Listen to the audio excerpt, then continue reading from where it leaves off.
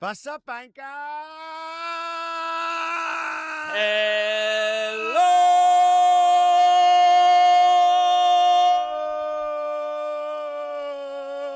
Vegas! Let's go! Yes, dude! This is the Red Flags, brought to you by BetMGM, also brought to you by the future 2025 WDC, Lando Norris, dude! Yeah, baby. Get yours at theredflagspod.com, dude. Lando Nation, stand up. We knew this day would come. I mean, both of us did. And we never doubted we never doubted him for a second. I mean, we both knew he just needed a little time and he was going to get there. So we were both saying. We were both saying that. We are both so vindicated at the poise and killer instinct and dog that is inside Lando Norris. We've known it the whole time. We've known it the whole time. We've known it the whole time. What you got to say for yourself, bro? What you got to say for yourself right now? Put some respect on my boy Lando Norris's name. I got to say that I was right. That I was right. That I just you know, he was young and he needed. That was the year that he learned. That was the learning year that the McLaren learned. Right. No. To be honest, I had been saying, like, I need to see him win a hard one. Yeah. I need to see him win one. Like, that was all I was saying the whole year. I was like, he's just winning. Like, he didn't win we talked about when the ball goes on the ground, he dives in. He's got to recover the fumble. Yeah. He's got to win a tough one. Let me see him win. He didn't win one tough one last year. Well, guess what, baby? That was a tough one. He won the toughest. He won a tough one. He won a tough one. That was a tough That was a tough one.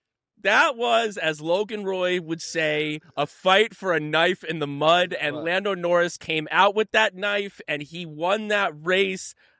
Even I was shocked. As a Lando stan, going into this race, it was like, Max coming in. Well, Max is in third, and it's going to rain. I was like, oh, well, Lando was on pole, and Max was in 17th in Brazil last year. What chance does Lando have if Max is only 2 places behind him?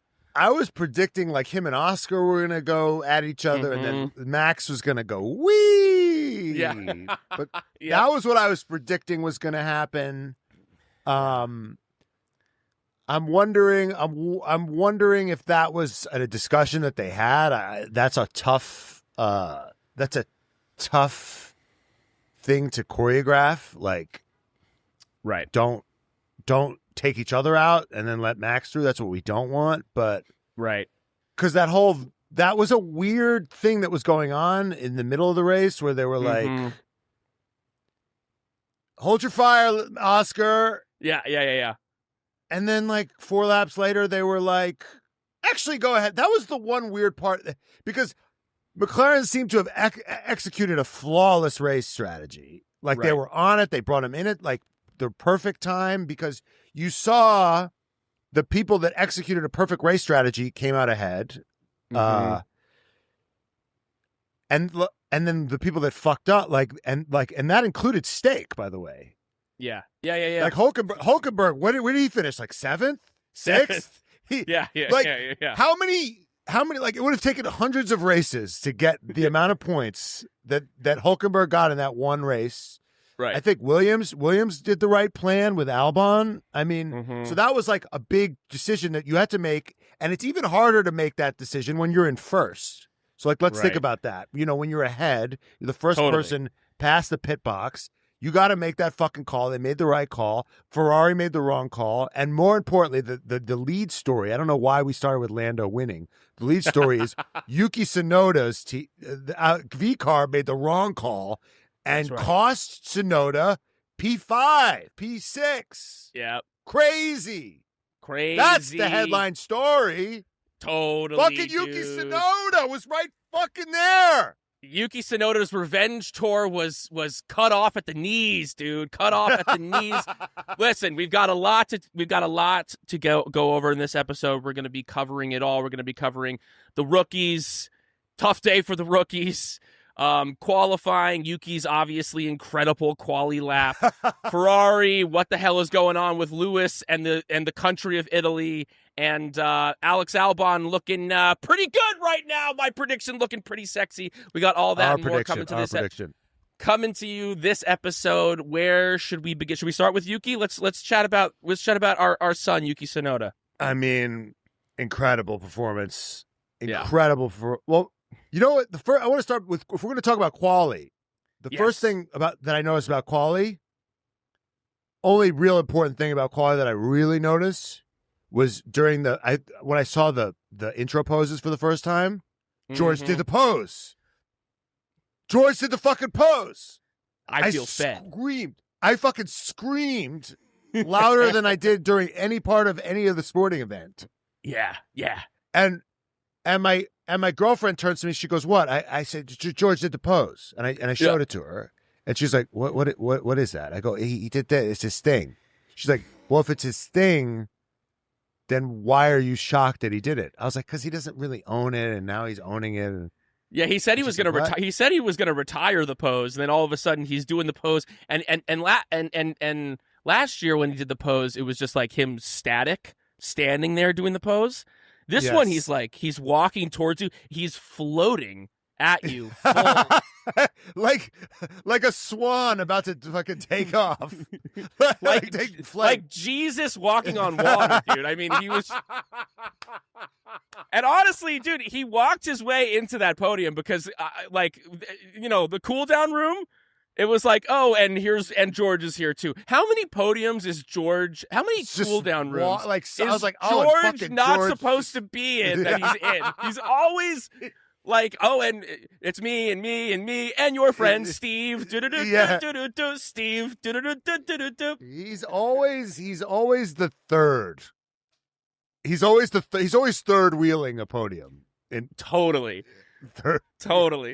I mean, Max and Lando for sure deserve to be on that podium. The other person who should have been on that podium was Oscar Piastri, but he was, having Lando Russia 2020 flashbacks, 2021 flashbacks. Oh my God. Yeah. But no, so he's George is literally like the raccoon, like looming by the trash, hoping to get there. Like, he even said it when he was interviewed. He was like, "Oh, I was just there, hoping to pick up the pieces. Yeah. It didn't happen, but I am on the podium, so that's cool." Right. You have to like get at him with a broom. Get out! It's not your podium. Get. You got to start putting like spikes on the edge of your trash so it's uncomfortable for him to sit on it. And by the way, raccoons incredibly smart. I was on a camping trip once. I once saw one because they have thumbs and shit. They're smart. Yeah.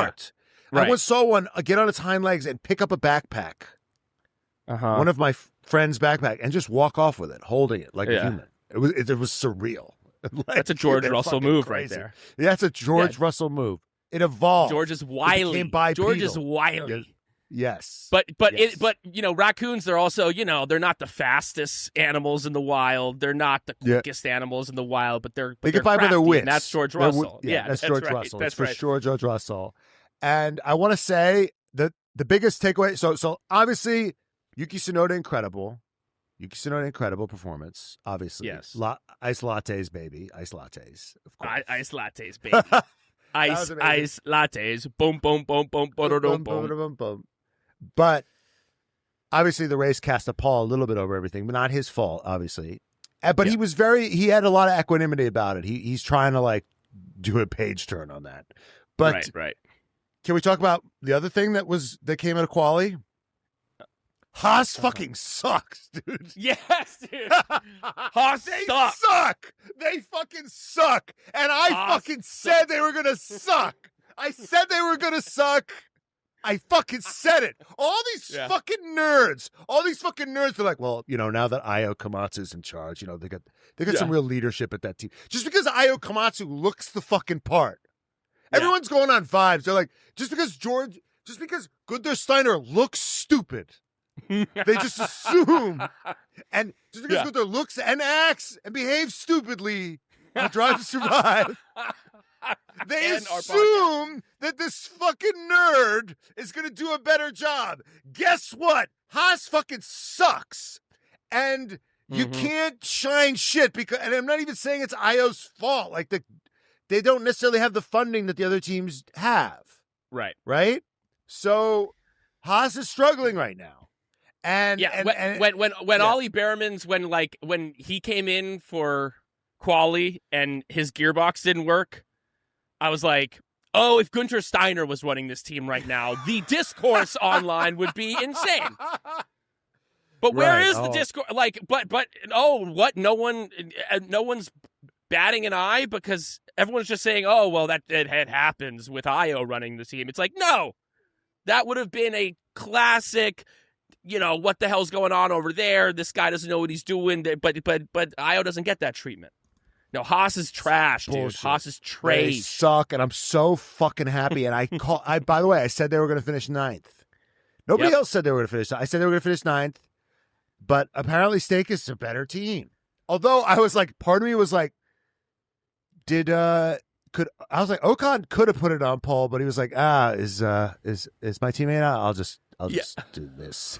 So I was a little skeptical. I'll just finish here. But yeah. But I think it was interesting because like Lawson struggled. Mm-hmm. Bortoleto outqualified his team. It was kind of a tale of two halves because, Behrman sucked. Lawson struggled. Bortoleto was through. Doohan was good. Mm-hmm. Doohan was right there. Yep. And Hadjar was good. But then come race day, there was all the rookies that were good. Yes. On Saturday or Friday, whatever the fuck it was, were then bad, and then a lot of the rookies that were, just Antonelli really, just Antonelli, who was kind of nowhere in qualifying, was good. Yep. So it's kind of hard to get a barometer. Well, apparently Antonelli is like a wet weather specialist. Apparently, like in his junior career, whenever it's rained, he has like completely dominated fields. So apparently, the wet is where he's going to excel. But it certainly was a welcome to the NFL moment for those rookies. I mean, Hadjar, before the race even begins, crashing was absolutely brutal. Yeah, that was crazy. I went to a watch party. Mm-hmm. I went to a watch party, which was fun, but kind of stupid because I was like, I don't know what's happening and I have to talk about this. So then I had to watch it again. But not for other people, it was fine. Some guy recognized me, dude.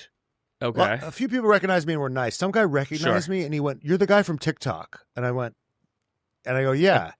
And he goes, "I don't like you guys." And then that was fine. But he waved, he did this to my face. He waved in my face. Ooh. And I was like, that is so rude. Yeah. To just, first of all, why say anything if you don't like me? But to wave in my face. It was almost like I was on his For You profile. I was on his For You page. Right. And he was swiping me away. Like, but we're in real life. You can't do that to somebody. I'm a real person. You can't swipe me away like in Tinder in real life. It's fucking crazy. Anyway, it was crazy. He was out, and we had to explain to a girl that didn't really know. It's like, dude, that's like hurting your ankle, like getting off the bus. That was crazy. Yeah. It's nuts. Then the race started. Then Doohan got knocked out. I was like, this is a horror story for Doohan. Then they cut to his father. I was like, this is misery porn. Misery porn. Yeah. Bankers, this episode is brought to you by BetMGM. The season is about to start, and there are a bunch of picks that you can make. Make your 2025 season predictions. Put some money on it with BetMGM, and come see what's new at BetMGM. You can score bigger when you win with boost tokens, odd boost tokens, and more. Even if your bet doesn't hit, we've got you covered with no sweat tokens. Sign up with BetMGM today, and you'll have access to countless betting options, including new look same-game parlays, teasers, live bets, and so much more. Take advantage of these offerings and be sure to use the bonus code DADDY when signing up to receive up to $1,500 in bonus bets if your first bet loses. Baby, I'm putting my money on Lando Norris to win this championship, baby. And if you got Lewis Hamilton, whoever you think is going to win the championship, you can make that bet right now on BetMGM. Go over there and use the bonus code DADDY when signing up, because they'll know that we sent you, and you can receive, again, up to $1,500 in bonus bets if your first bet loses. See BetMGM.com for terms. 21 and over. U.S. promotional offers not available in New York, Nevada, Ontario, or Puerto Rico. Gambling problem? Call 1-800-GAMBLER. Available in the U.S. Call 877-8-HOPE-NY or text HOPE-NY for New York. Call 1-800-NEXT-STEP for Arizona. 1-800-327-5050 for Massachusetts. 1-800-BETS-OFF for Indiana. 1-800-981-0023 for Puerto Rico. First bet offer for new customers only. Subject to eligibility requirements. Rewards are non-withdrawable bonus bets that expire in 7 days. In partnership with Kansas Crossing Casino and Hotel. Don't forget, if you haven't signed up for BetMGM yet, use bonus code DADDY and get your $1,500 first bet offer today. I don't know what the dynamic is between him and Mick. I don't know what Mick's vibe is. I can't imagine that he's super warm and cuddly if he's like a MotoGP multi-time champion. Who knows? I was trying to interpret. I'm like, is this like, oh, I'm going to be having words with my son later today? Or is this just like a father who's devastated and feels bad for his child? It's probably closer to the latter. I mean, yeah, I think it switches when they get to a certain level. Right. Because, even Jos Verstappen, he's like, well, I don't tell my son how to drive. He's at the certain. I think once they reach a certain level, what can the dad even say? Right. When they're boys, it's different. And if your dad's not there, dude, you always have Anthony Hamilton there to console you, dude. That was incredible. Incredible. Imagine being consoled by Lewis Hamilton's father. Especially because Hadjar idolizes, he grew up idolizing Lewis. In that little rookie roundtable that Laura Winter, she talked to all the rookies. Yes, they were all making fun of Isack because when when they all took the 2025 picture, Hadjar was sweating profusely, and he ran his hands through his hair and was sweating, and then Lewis was like, "Oh, Isack," and then he jumped down eagerly and shook Lewis's hand, and then realized that his hand was full of sweat, and all the rookies were trolling Isack because they knew that this moment meant so much to him, and he ruined it by having sweaty ass palms because Isack loves Lewis Hamilton, so for him to be, he's a sweetie. He's a sweetie. He's a sweet kid. He wears his heart on his sleeve. He was crying through the you always know when they're crying through the helmet because they have their hands in the eye socket. They're doing this. It's that's the helmet universal symbol of crying. He was crying in his full suit, walking through the thing, and it was so Hunger Games-ish where they're the camera guys filming him, and all these people are filming him as he's in the lowest most. I felt so bad for him in that moment.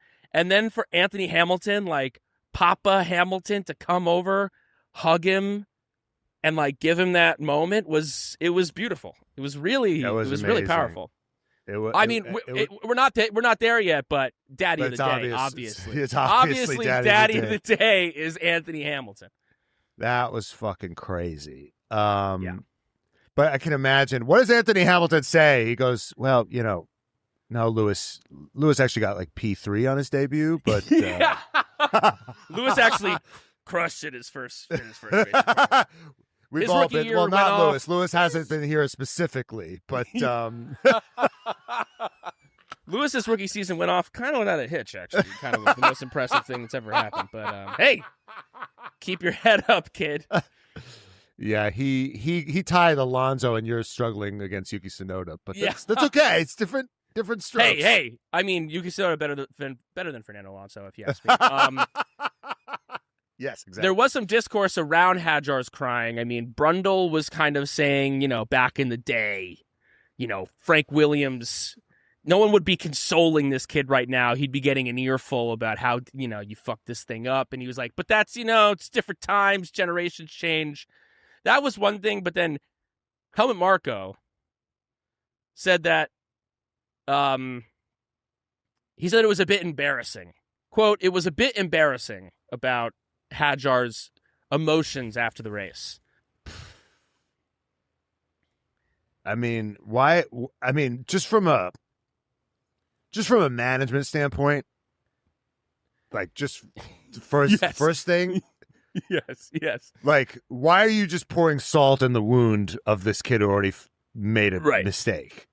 Right. You know, that doesn't seem like a good idea. What in the press, but yeah, I mean that's just like old school toxic, bullshit that I think is corrosive to masculinity in general. Fuck yeah, dude! Speak on it, dude. Yeah. I mean, I think it's a different. I think it's also a different. Yeah, I think it's also a different situation now than it was then. I mean, back in the day, it was like these teams made no money, like people were dying left and right. Like it was just like a different kind of scenario and time period. Like the context was so much different. Now it's like these guys are kind of sheltered. They're in so much more of a bubble where the only thing in their life is this. I mean, F1 drivers back in the day used to sometimes have other jobs. They would race in different series. They would race at F2, F1, Le Mans. They would do all kinds of other shit. And F1 was just like one piece of their puzzle. And now it's like these kids are so sequestered. Their entire life from the age of 5 is about this thing. You know, like Jenny points out, they also usually weren't that young. Right. Exactly. Yeah, they were in their fucking Senna 40s. went to business school. Senna went to business school and was like, you know what? Actually, I want to be a race car driver. You know, totally. They started later. And Senna was very emotional. Senna was completely emotional. He was actually I feel like one of the first drivers to put his emotions out there in a way that people, hadn't really seen before. But anyway, that wasn't the only thing that Marco was talking about in the press. He was also talking shit about Gabriele Bortoleto. Which honestly, when he said it, now he's like, I stand by everything I said. Yeah. Now that when he said it, I was kind of like, oh, trying to find the little piece of my brain which was giving him the benefit of the doubt. I was like, oh well, he's backing Hadjar. He's like, my rookie's better than these other rookies. Like, Bortoleto ain't all that. Neither is Doohan. Like, these guys ain't all that. Like, I back Isack. He's my guy. But then he's shitting on Isack as well. And then Bortoleto fired back, dude. He was like, I'm going to prove him wrong. And listen, the race, it's wet. I have some grace for these rookies in the wet. But out-qualifying Nico Hülkenberg in Q1 was that was impressive. And Doohan got into what, Q2? He did pretty. He qualified. Yeah. He was 13th on the grid. He did pretty well considering. Yeah. But what's crazy is my neighbor's into F1, and it's crazy because he asked me in a casual way. So what do you think of this season? And just to in a casual conversation, I couldn't do it. Yeah. It's like, oh, blah, it's like, unless I'm screaming into a microphone, there's no joy there, or I can't do it. I was like, why can't you just have a normal talk with another person? But he was like, which one of the rookies are you eyeing? Which one of the rookies look good to you? And I feel like it's kind of like in a war movie. In a war movie, there's always a new crop of reinforcements come in. Yeah. And the grizzled veteran is like, I'm not going to learn your name. Why am I going to get to know you? You're just going to get blown up. Right. Why do I got to learn who the new guy is? It's like, I'm not getting attached to any of these guys. Who knows? Right. Let me wait. It's like, I feel like following guys in F2 and F3 is such a recipe for pain. Yeah, sure. Like Paul Aaron. It sucks to be a Paul Aaron fan. Dude, that sucks. Yeah. I was going to say Logan. It sucks to be a Logan. Imagine being invested in Logan Sargent's journey. How depressing is that? Dude, Logan Sargent went toe-to-toe with Oscar Piastri. Yes. It came down to the last race. Yes. Those were the guys. And now where the fuck is Logan Sargent? Yeah, he's now fully out of motorsports. You literally can't follow him. He's he's nowhere to root for him except on Instagram having dinner or something. So it's just such a fool's errand to me. Yeah. But yeah, these rookies, they were so heralded. They're like, this class of rookies. And it's just like, yeah. it's a fucking bloodbath, dude. Truly. It's a fucking, as Chris Rock would say, grand opening, grand closing. Yeah. I mean, that's a tough debut for those boys. I mean, in the wet, in Australia, with the white lines, dude. The white lines. It's like, can we put some grain on the white lines? Is it that hard to put some little bumps on the white lines so that they don't just slide off track? But no, it was like dun dun dun dun dun dun dun dun dun. I mean, Doohan said like all the talk around Doohan is that he's going to, be replaced by Franco Colapinto come 5 races into the season unless he has some type of spectacular performance. And he crashes lap 1, and it's just like, well, you sealed your fate right there. If your fate wasn't already sealed, you're done. The internet was like, well, it's time to get Colapinto in. Yeah, there's a safe pair of hands right there. Yeah. There's a guy who... Yeah, there's a guy. If we remember, Brazil last year, he crashed during a safety car. I'm pretty sure. All the people that were just typing in, yep, it's time to get a responsible guy in there. Yeah. It's like, that guy is all cock and balls. Yeah. That guy is good for at least 2 DNFs a year. Yeah. At least. Yeah. I mean, he's quick. He's talented, he's quick, but not putting it into the wall is not necessarily his strong suit. I'm pretty sure he crashed during a safety car last year in Brazil. I'm pretty sure. I think he did. Pretty sure he did. Yeah. So I love Colapinto, but I don't think that he's the next coming over Jack Doohan. I think they're probably somewhat akin to each other. He's not the second coming of Guan Yu Zhou, who just kind of keeps it out of the wall. You know what I mean? Right. Always safe pair of hands. Always safe pair of hands. But dude, didn't have a safe pair of hands. Carlos Sainz. Sainz, dude, I shrieked. Everybody else horrified in the bar. I squealed with delight. A bunch of horrified. There's so many Sainz fans out there, dude. Bunch of horrified faces turned to me. Yeah, and then a few people were like, "Oh, it's the red flags guy." Like immediately recognized me. Dude, the Sainz fans are so delusional. They were cheering when they cut to him in street clothes. Yeah, I was like, "What is happening?" Guess what? He did look good in those street clothes. He did look good in the jeans. Also, you will not catch Carlos Sainz dead wearing red right now. He's not wearing red at all. Everything is white and blue. The dude is like, that's the old me. This is the new me. This is the new generation of Carlos Sainz. Now, he looks worse in blue and white than he does in red. But worse, Carlos Sainz looking worse is still better than everyone else on the planet. He's going conservative now. He's dressing more like British and conservative. Ferrari's a little sluttier. Yeah, my tits are out. I'm slutty. Yeah. Now he's like, I'm a conservative British man. Right. He's not, obviously. Yeah, he's at dinner. He's at dinner with Stanley Tucci and Tan France and Sporty Spice. He's he did that like the 4 of them at dinner, which was one of the most awkward things that I've ever watched in my entire life. Yeah, Jenny says he's got to go to Korea and do the thing that Robert Pattinson did. Yeah, where they do the color palette. You find out your color wheel. What's your palette? No, I squealed with delight, and I was so happy. Alex Albon out-qualified him. Alex Albon might be securing the bag. Brian, I said it here on the podcast. Alex Albon. Shut up, dude. I said it on the podcast. I said Alex Albon is going to be beat. I said that Alex Albon is going to beat Carlos Sainz this year, and every single comment was telling me that I was an idiot. Everyone. And I am rooting so hard for him right now. I am rooting so hard for him. I'm rooting for him.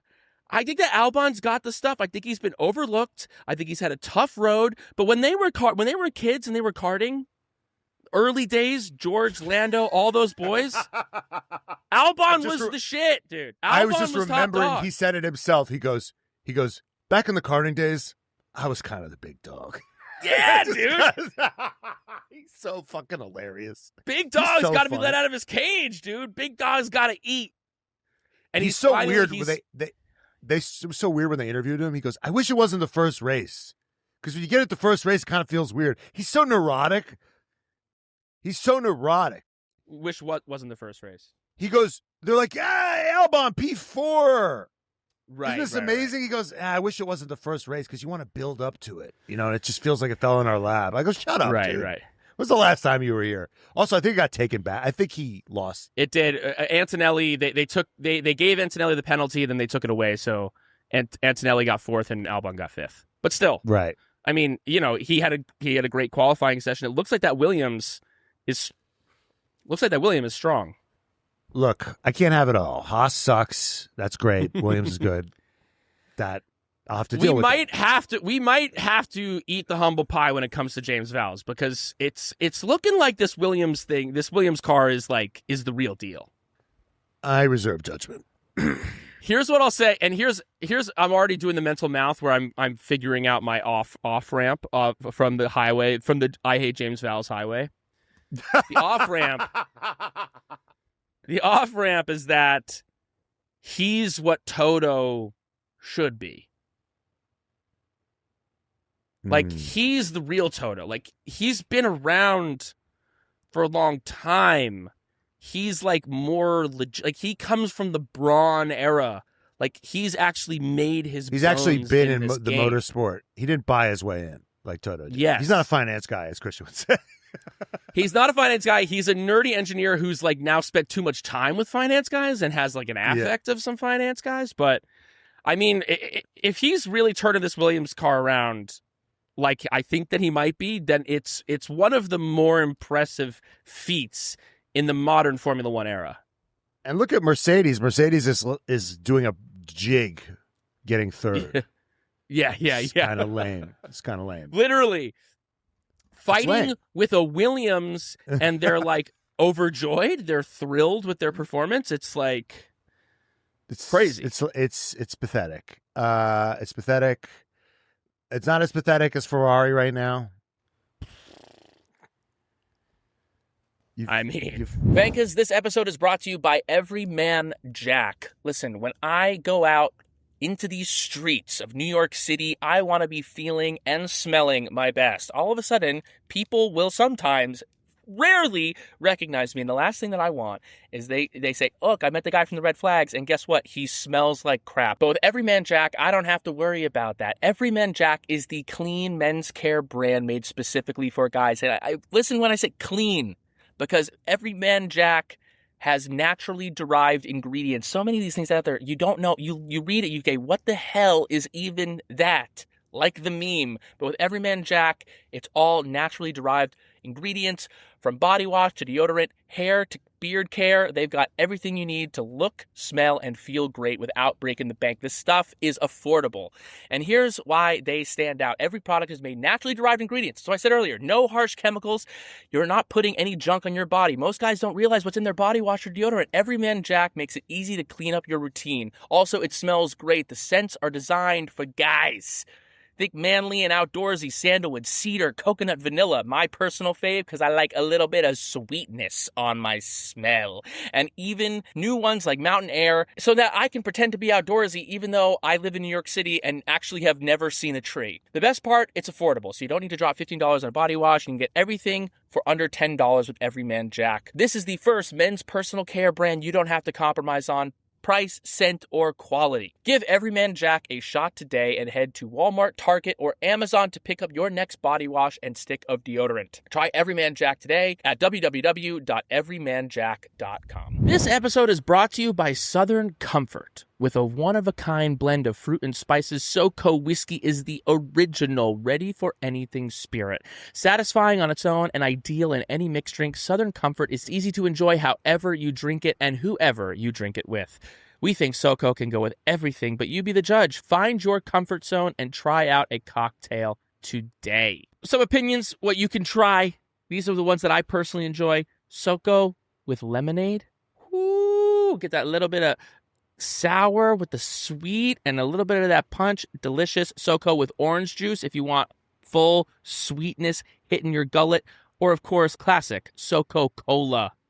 Mix it with your Coca-Cola or your Pepsi, or keep it Pepsi Zero or Coke Zero to keep it tight, dude.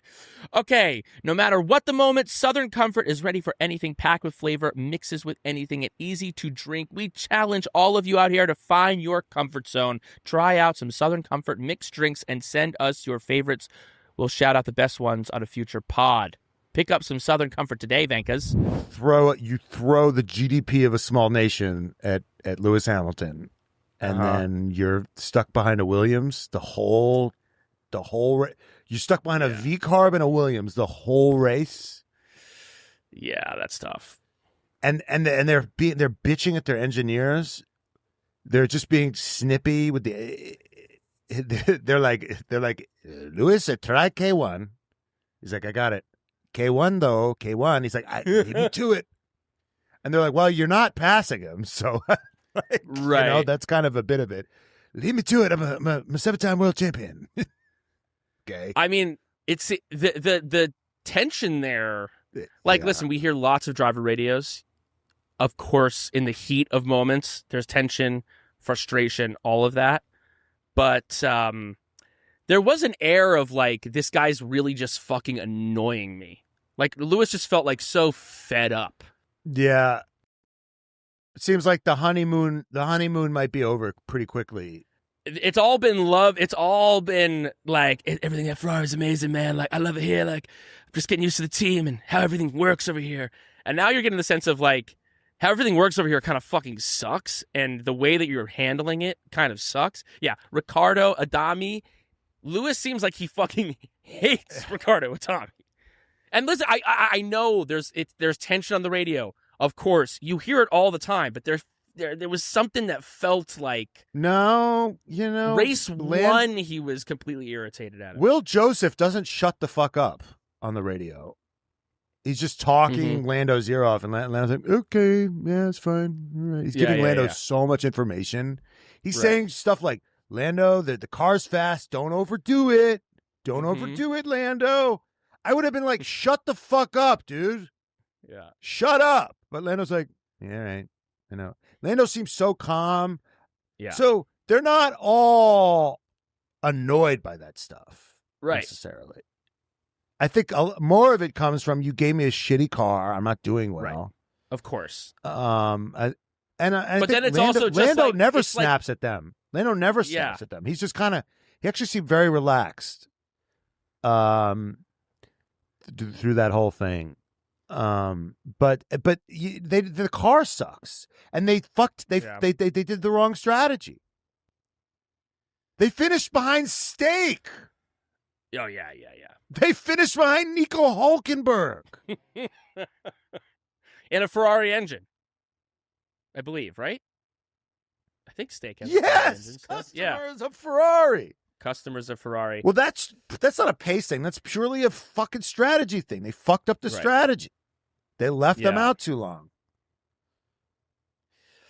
Yeah, I mean, one of our producers, Brian, was saying and they were talking about this. There was the discourse on the broadcast about they took the gamble. They left them on the slicks in the rain. Then there's the safety car. Why not just leave them? Stick with your bet. You took a gamble, you got to commit to it. They did wind up coming in for the inters, which at the time I was kind of wait, that is stupid. You're not going to crash during the safety car, most likely. Of course, there's an element of danger with that because there was so many trucks on the track, and there was all that kind of discourse around that, and of course with the safety. But I think the real reason they brought them in and put them on the inters is because once the racing got going again, the rain was so hard that the track was too wet to be on slicks. They would have flown off the second they had to put any pace into that car. Yeah, they kept asking Yuki, "Can you just stay out?" He was like, "Yeah, I can do this, but I'm just gonna fall." So they just brought him in. Yeah. Yeah, I mean, this race was boring. So boring for some of it. I was like, this is just, I feel like I'm just watching people driving around their neighborhood. And then Like as Chaos. the rain came, and then it was like, because it wasn't really like in the beginning, it was obviously like a bit chaotic, but there actually wasn't as much chaos on lap 1 in terms of like no one really crashed into each other. People just like flew off the road. And then the track was just like progressively drying and getting quicker and getting quicker and getting quicker, but not so quick that you really felt like, oh, this is like what dry conditions would be like, and there's really an opportunity to pass. And then all of a sudden, there's only one line. There's only one line. There's one line, exactly. And then the rain, and then they put them on the slicks. Then it starts to get interesting. Then the rain comes, and then I was like, this is the most thrilling race. I was like, I had my hands over my face for like those laps, and then the final few laps as like Max is like slowly catching Lando. I was like, oh my God. Well, because Lando and Oscar had both built up like Max was nowhere. Yeah, right. Hugely, his inters, I think he chewed up his inters faster than the McLarens did. Yeah. The McLarens, I think, are just easier on the tires. They have better race pace. And I was getting kind of nervous about, well, we could talk about the Lando Oscar thing in a second, but you know, if Oscar if that's what it is, the only reason Max is was back was because of the safety car. They built up a huge fucking gap. No, we might have a 2016 Mercedes situation. Yeah. This might be a two-dog race, and it's going to be a Lando Norris, Oscar Piastri duke out for this championship. Only if Oscar can bring it, though. Yeah.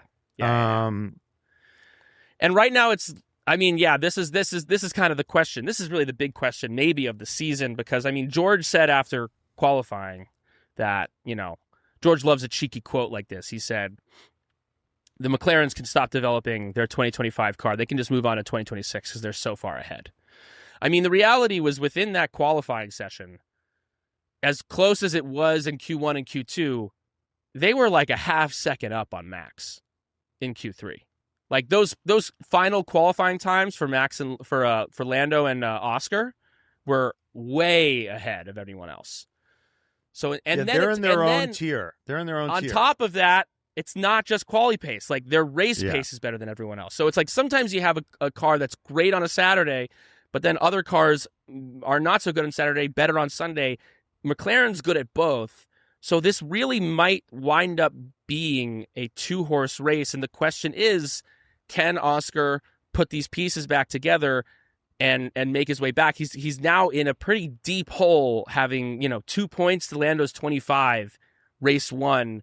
Lando having all this momentum, having a victory like this, especially after the Abu Dhabi victory, like the last 2 races that Lando's been in have both been like clutch, difficult performances where he's come out on top.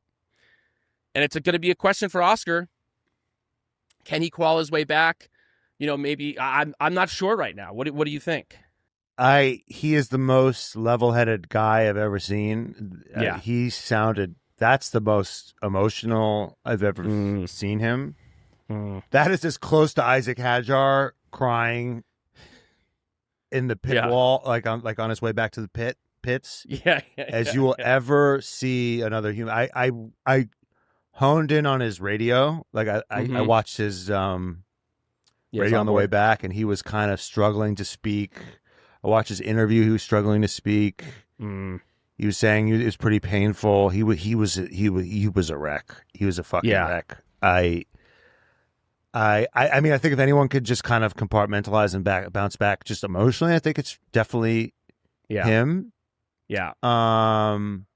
Jenny points out it was awesome to watch him get back on the track. Yep. Not everybody would have been able to do that. That speaks to his character.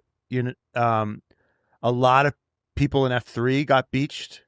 They couldn't get out because they panic, and apparently it's you got to be very calm when that happens, and you have to put it in reverse, I guess. I don't know. It's the instinct. Yeah, he went in reverse to get out of it. Yeah, the instinct is just try to floor it, and you're never going to get out that way. What happens when you floor it is that the car, because you're on grass or gravel either, it's like you floor it, then the car sinks into the ground, and then the floor of the car is touching the ground, and then you're beached. Fucked. So he was doing that. He started to he tried to get out through flooring it. That wasn't working. calmed himself down, put it into reverse, was able to like slowly back himself out, and hey, he was still able to get 2 points, which, you know, it's like, who knows? This season, it's a long season, and anything can happen. Lando can have a bad race. Lando could get into a crash. We know that Max Verstappen and Lando are going to have more tussles this year. Like, there's a world where Oscar is still definitely in this fight, and I hope that he does. As much as I'm a Lando guy, like, I love, like, dude, when Oscar was going out, because Max got him on lap 1, and then when it was like Oscar and Max going at it for those laps, like Oscar slowly catching Max, getting the DRS, and then when Max went off, I was like, no one, the true battle that I want to see, because of their temperament and because of their, like, the way that they are, Max and Oscar is like an epic, you know, duo. They're just killers. The two killers. Yeah, I think he was chasing down Lando after Max, and Max made a mistake, and then Oscar got him. He's chasing down Lando, and then they tell Oscar to hold his fire, which I thought was weird. And then Oscar did this weird, well, I'm faster, but okay. Yeah. I think the argument there was that at that point they were going through back markers. So there's like an added, that was why they told them to not race at that point. And once they got through the back markers, then they were like race again. But by that time, Lando had built up his lead again.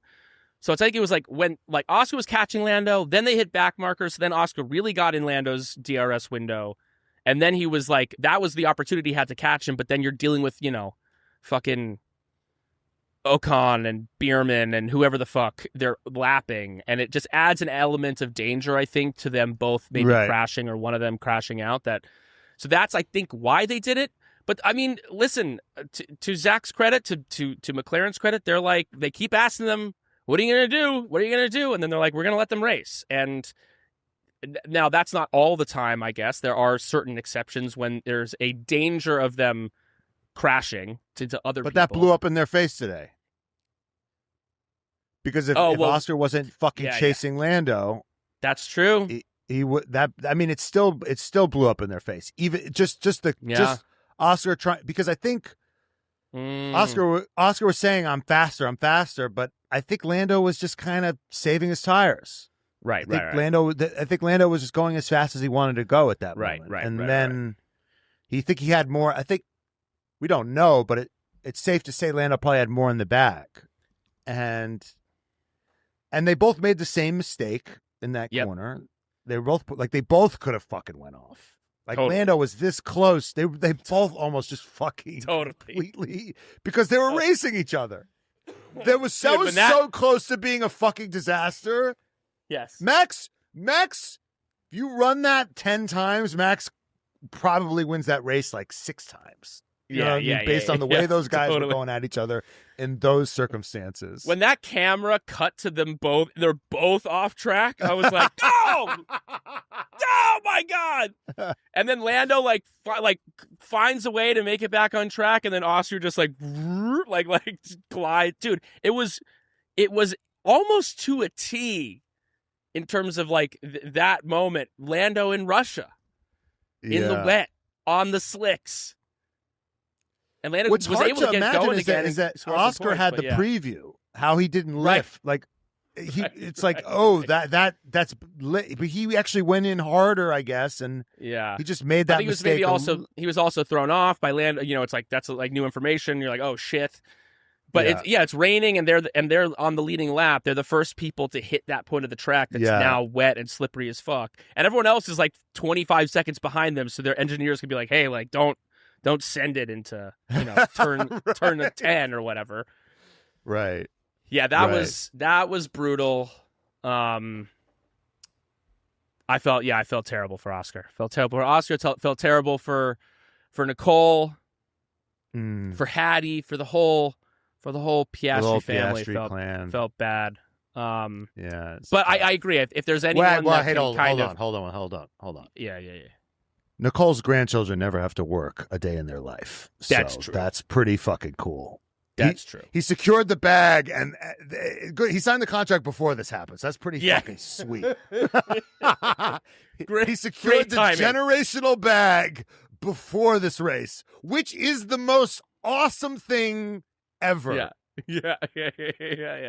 You know, they could have let the negotiations drag till after this race. But no, they signed it, and that's pretty awesome. I think everyone's feeling pretty good about that. And Nicole's other kid did pretty terribly too with Yuki. She got shafted. Tough day all around for tough day for the Piastri. for the Piastri family of Oscar and Yuki Tsunoda. However, Nicole's partner, who's a big Alex Albon fan, he had something to smile about with that. That is true. That's true. That is true. So Albon we mustn't forget that. Yeah, dude. Then there's I'm trying to think of what else. There's the whole Liam Lawson. There's the whole Liam Lawson of it all. Brutal week. People were saying, "Oh, what about Perez?" He's out in Q1 too. What are you fucking talking about? It's not what about Perez. At least Liam's only like $700,000. Yeah, good point. Yeah, good point. No, it's not what about Perez. It's what about Yuki. Is what it is. It's not Yuki? Because I said it. I did a little green screen about it after quali, but the Yuki Tsunoda revenge tour has officially begun. I mean, it seems like this RB is pretty quick. Mm-hmm. From what I understand, it's probably a lot easier to drive than this Red Bull. It seems like this Red Bull is just a nightmare to drive for anyone other than Max Sylvester Verstappen. I don't know what his middle name is, but I wanted to give him one. He is the only person that can drive this car.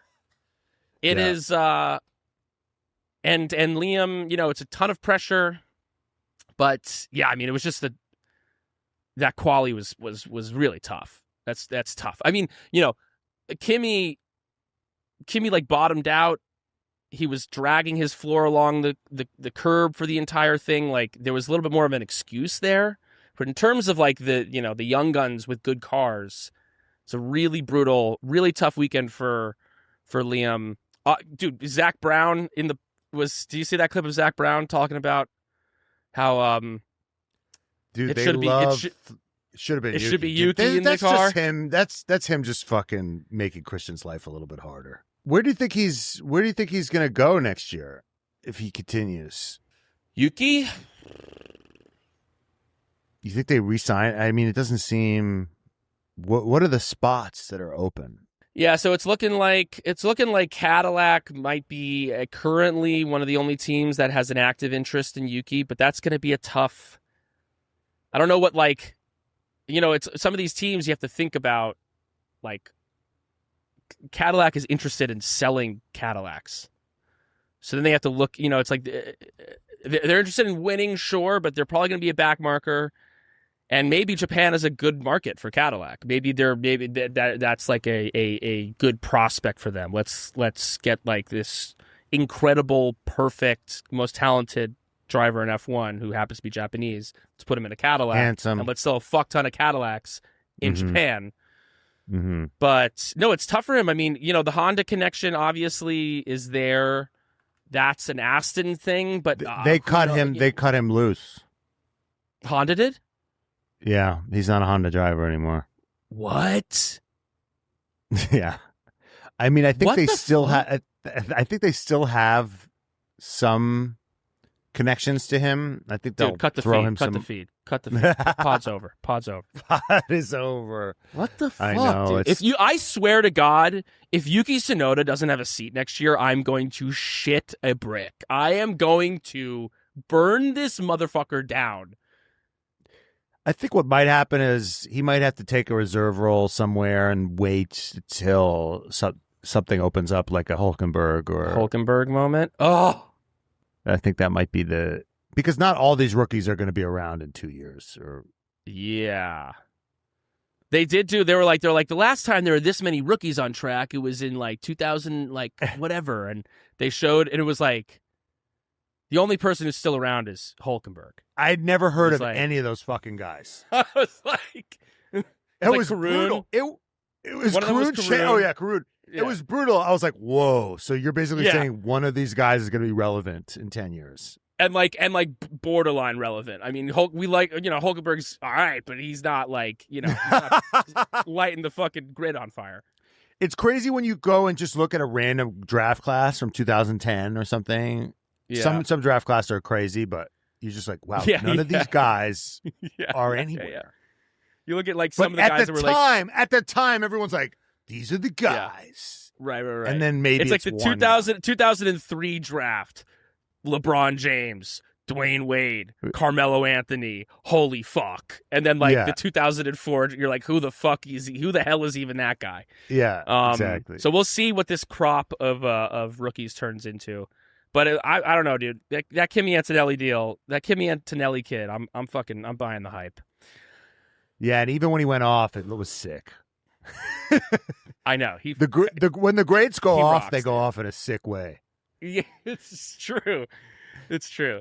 Even Oscar, dude. Even Oscar's going off was there was some kind of there's something cool about it. Bankers, this episode is brought to you by True Classic. In every guy's wardrobe, you need clothing that are going to look right, make you feel your best, and that aren't going to break the bank. And that is where True Classic comes into play. They make clothing that fits tailored. Look, I'm wearing this shirt right now. This is a True Classic plain t-shirt, and I'm feeling great in it. It's hugging me in all the right spots because that's how True Classic designs their clothing.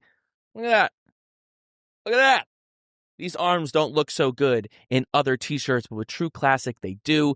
And normally when you get clothing that fits like this, that really feels tailored, it's going to cost you $1 million American dollars. Not with True Classic. What they make is affordable. It's stuff that you can wear to the gym or on a night out. It's what you need in your wardrobe. And spring is here. So whether you're bundling up for the cold or getting ready for spring, level up your style with clothes that actually fit right. Just go to my exclusive link at trueclassic.com/redflags to save. That's trueclassic.com/redflags. Start shopping now and elevate your wardrobe today. All right, let's get into our awards. Daddy of the day, we already said, obviously, Anthony Hamilton. Anyone else for a daddy of the day? Can't be anybody else. Can't be anybody else. I mean, toxic daddy of the day has got to be Helmut Marko. Helmut Marko. That's right. That's right. Are you crying?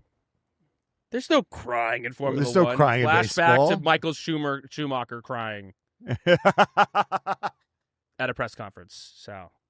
Well, he was crying. He was crying because I think he had just passed Senna's record or something. Or yeah. I think it was something Senna related. So it was Senna related. Yeah, but it's because of a career milestone of a person that he idolized and had a different. It's because of the time.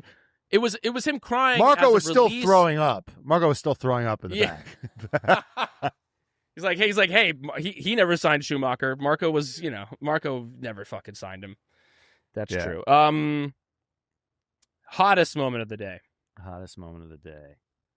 You know what? I'm going to give it to Piastri. I think passing Hamilton.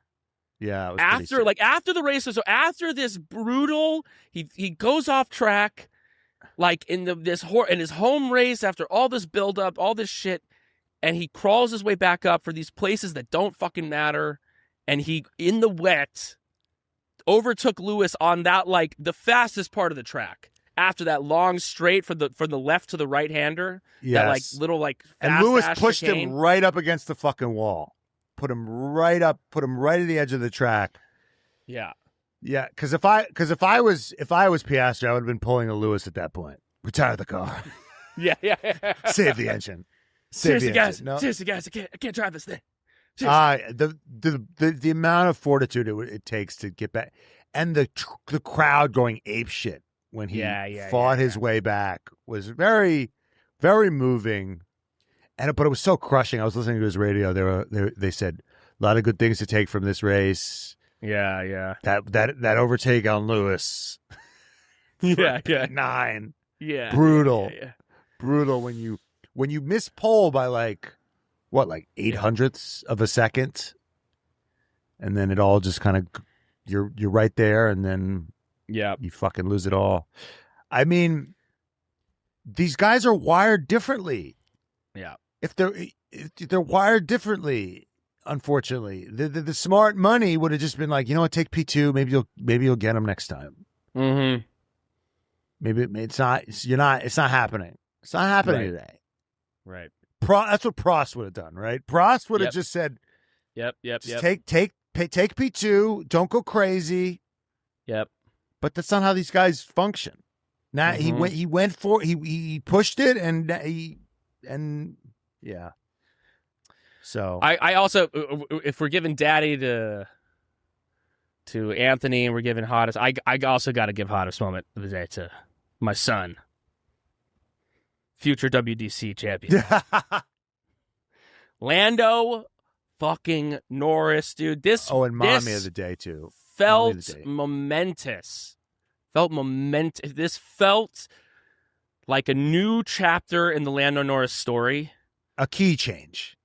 Yeah, exactly, dude.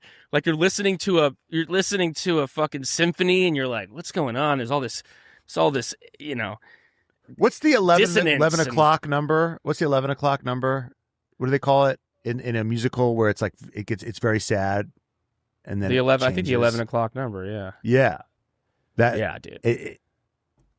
And then you come out of it in the musical. That's what feels like it's happening in the Lando Norris musical. This is my fight song, bring back my right song. Lando's parents though. We were discussing Lando's. That's parents. mommy of the day. Lando's mom. Dude, Lando's parents are if you looked up like tech bro and painter. Maybe she's a little bit skeptical. Maybe she's a little skeptical of some vaccines. You know, just a couple of them. They are the poster. They are so Silicon Valley. I know that they're not. I know that they're Belgian and they're English. They're the European version of it. But they're just like his mom's scarf, dude. She seems like a wonderful, loving lady. Yes. She was horrified watching Oscar go off. Like I hope that I think the whole thing probably horrifies her. She's like, why are we doing this? Oh my God, this is just so violent and horrible. What was amazing is in the cool down room, he saw his mom see. Yeah. and then he didn't even react. I think he was just like, it didn't even faze him watching his mom do that. He just went, it's all okay, Mom. Just relax. Yeah. He's like, there's my mom. There's my mom freaking the fuck out as usual. Oh, there was also this moment in the cool down room where George like slapped Lando's leg, like, "Hey, good job, buddy." Like, yeah, buddy. It's gonna be really hard for him to keep doing that. It's gonna be really hard for him to keep doing because there's a new daddy in town. And his name is Lando fucking Norris. Like, you're gonna have to sit down and shut the fuck up, George. Okay, radio of the day. He didn't look like he knew what to do with himself in that room because it's like Lando's the new king. And Max is there and he fucking hates Max. And he's Max, I think Max is like, Max is resigned to the fact, I think that Lando's probably going to win this championship, or like that he's not going to win the championship. I think that Max is like okay with it on some level. I think that like, he's 1-4. He's fine with this. He's 1-4. He's fine with it. I think that like he's like, if I'm gonna lose to anyone, I like Lando. I'd rather lose to Lando. They have the better car, and I'll give him a hard time if I really have a chance. And P2 was a great result for him. He almost won that race. He's happy. Totally. He's probably in a better position than he thought he was going to be in. Yeah. He's fighting for wins, which is probably what he wants. He just wants to. Right. He wants to be around. He wants to be sniffing around every weekend. He doesn't want to go every weekend being like, "Fuck, I'm P4. Shit, this sucks." Yeah. You know. Yeah.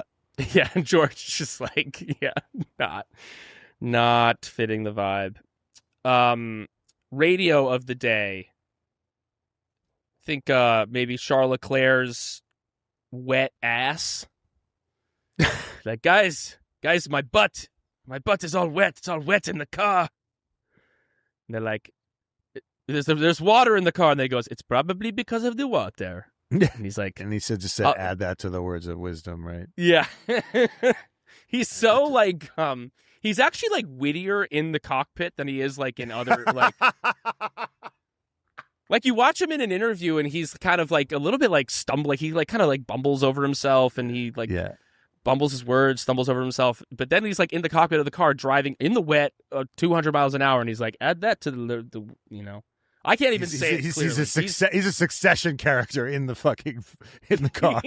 That was such a like Roman Roy comment. Exactly. Yeah. We'll add that to the list of, words of wisdom. Dad. Oh my God. That was amazing. Any other? They have no respect. I think that was kind of the one. Him and Lewis. Lewis has already taken a page out of. Lewis hates crazy. Karen of the day. Excuse me. Karen of the day. Everyone's saying Hamilton and the engine. It's like half people are saying Hamilton, half of people are saying Hamilton's engineers. That thing was. It was maybe a little bit like when you see two Karens in the wild yelling at each other when they turn on each other. Yeah, a little circular firing squad of Karens, the Spider-Man meme. But the two of them, everyone was annoyed, everyone was complaining, and they were all blaming it on the other person. That was happening within the Lewis Hamilton Ferrari it's garage. An Ellis-Offen family vacation. But when Lewis says, it was just kind of like when Lewis was like, leave me to it. Yeah. You then expect him to go and rise to the ranks. Yeah. Like even when I was watching that, I go, he's got this, and then he didn't get it. So right. So they're like, hey, think about K1? But it's like, what did I tell you guys? Seriously, what did I tell you guys? Leave me to it. Seriously, guys, come on. But I guess it's just kind of crazy to hear them say, we do K1 just for practice. It's like, for practice. Practice is brutal. Like he's a rookie. Yeah. They go, Lewis, we know it's hard. We know the new buttons are hard. It goes, They're treating him like me trying to teach my dad the fucking Hulu from on the phone. Yeah. It's a QR code. It's a QR. So you open. Okay, you open your camera. You just hold it on the thing. Don't take a picture. Just the camera, and then a little imaginary square will show up, and then you tap it, and it doesn't work the first time, so you got to hold it longer and keep tapping it. That was the worst thing that happened with COVID was the QR some places don't have menus anymore. Brutal. Anytime we show up to one of those restaurants, I go, let's just leave. Let's just go home. I don't want to deal with it. Hashtag bring back menus. Hashtag tip your servers. Yes. Red flag of the day. Red flag of the day. I loved this whole race. I was so happy. When Sainz put it in the wall. Yeah. Go ahead. You texted the group. So we weren't sure because Matt was at this bar, and then he was like, "Oh, they just switched to something else. Like, I'm gonna kill myself." We're like, "Oh God, okay." So then I was texting Jenny, just Jenny and I texting, and then because I didn't want to give you any spoilers. Yeah. Then Sainz crashes in the wall, and then Matt texts the group. He goes, "Best race ever." Dude, when I was at the bar, I shit you not, they literally switched to ESPN the Ocho. Oh, I was watching that same broadcast. It was like the pre-show was on ESPN the Ocho, and then there was a different broadcast. Yeah. Oh, is that what happened? I was like, I'm literally about to watch wiffle ball. Yeah. Yeah. This is some kind of cruel joke. Yeah. Red flag of the day. I'd say Ferrari. Yuki getting fucked. And I would just say like Ferrari as a whole. The whole kind of operation. From the fact that both drivers were fighting with their engineers, the car's slow, and they fucked up the strategy. Like, it was just a clusterfuck of a weekend for the team in red with all this hype going into the season, with the way that they ended last season. Bad. Not good. Not good. Yeah. All right. Kill, fuck, marry this podium. George Russell, Max Verstappen, Lando Norris. Kill George, marry kill George. Lando, fuck Max. For me. Marry Lando, fuck Max. That's just me. I think I'd marry Max and fuck Lando. Sure. I think it's just too much Michigas with Lando.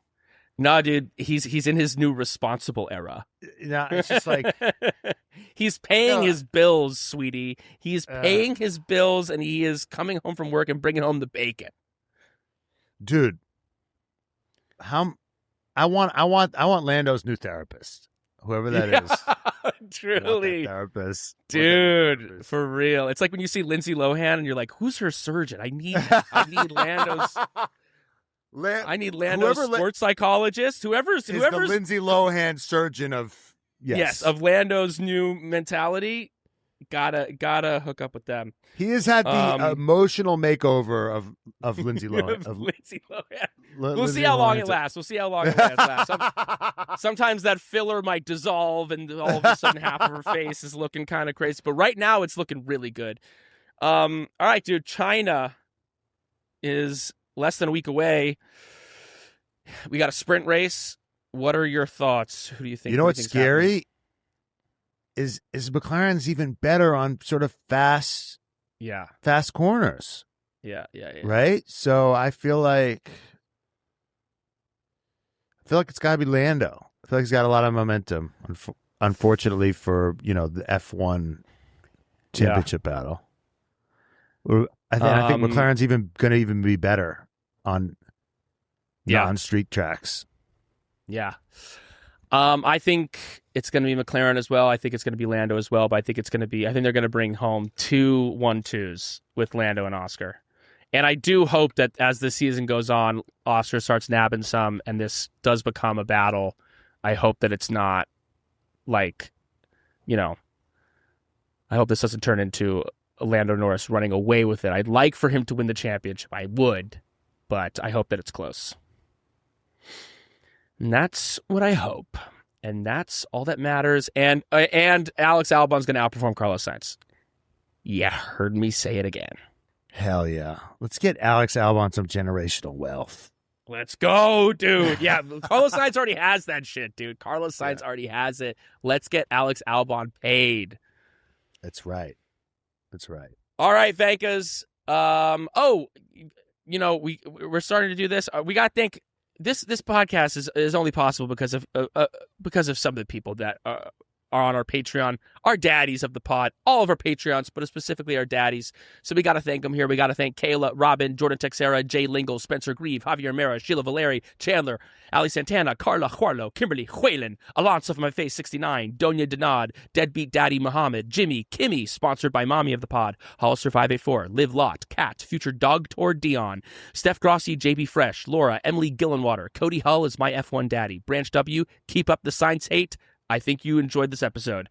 Hunter Scruggs, Salmonella Mozzarella. I'm a Leclerc fan, and yes, it hurts, and it still does. Jay Kess, George Russell is evil Peter Parker from Spider-Man 3. Matt Edwards is always right. I wish I was Max and Danny's love child. Delaney Andrews, Henry Caskey, Miles Lewis Alexander, the real Toto Wolff, Maggie B, Kaylee Breyer, Eva the Y, Aaron Fiber, Devin, a.k.a. the future Dr. Sullivan's PA, Courtney Frazier, Yuki Tsunoda's other mother, Austin, Megan, Aaron, Pineapple the Y. Matt has a secret boner for Carlos Sainz. Unfortunately, it's Gary, Carolina, my name is AJ, and fuck the HOA. K-Mag can fuck smash my door any day. The official F1 race program and its executive editor, Sarah. I got tickled by the Tifosi. Hey, Jet, good luck out there. Allison Sane, Zhuge, F1 Dude Company, Trent Slickman, Code Brown Sonoda, Jerome Ferreira, Colapinto is a fraud. Aaron, Shahid, Jeans Rockstar, Chohun, Shake and Bake, and our newest daddy, Catalick My Balls. That's a fun one. We love the Cadillac Company and everything that they do. We are so excited to have an American team on the grid next year. Let's go! And our honorary daddy of the pod this week and every week. Tough week for her, Nicole Piastri. If you want to become a daddy of the pod, go to patreon.com/TRFpod. Join the resistance and become our benefactor today. We're going to be doing a bunch of episodes this year also on the Patreon. So please come hang out with us there. Paige going to be cooking this year. Paige gonna be cooking. If you're at $10 or more, you get a newsletter every week, and you get to be part of our Discord, be a part of a weekly live hangout. Monthly live hangout. Hey, if more of you join, maybe we'll do it every week. We love you, Vankas. We will see you next week. Goodbye. Goodbye, Vankas.